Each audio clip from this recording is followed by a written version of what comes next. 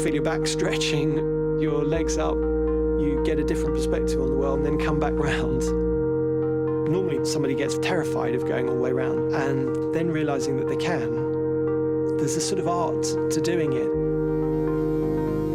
There was no intention to design a chair. We have all sorts of experiments and tests we've tried, many of which go absolutely nowhere. But the occasional times where things really come together, that moment is exhilarating.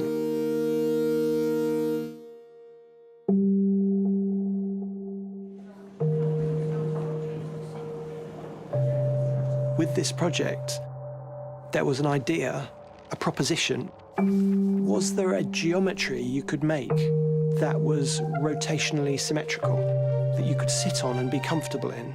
Because if you could, you would be breaking down the typical seat, back, arm, front legs, back legs, which are all the ingredients you're used to seeing.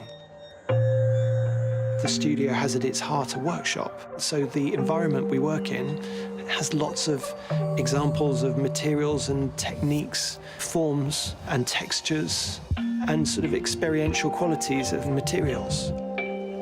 We try and test from multiple viewpoints, and often that means we then have to shift and readapt.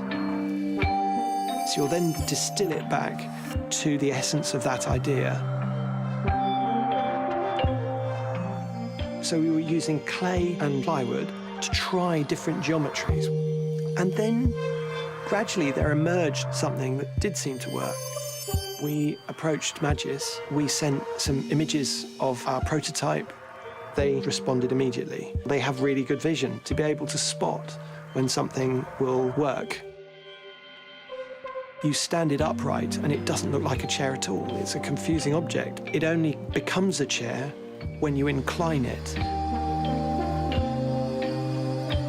The detailing that we put into the surface, a bit like a vinyl record, has those fine ridges, because that then meant you wouldn't slide out of it, but it also meant you get all these lines of light catching.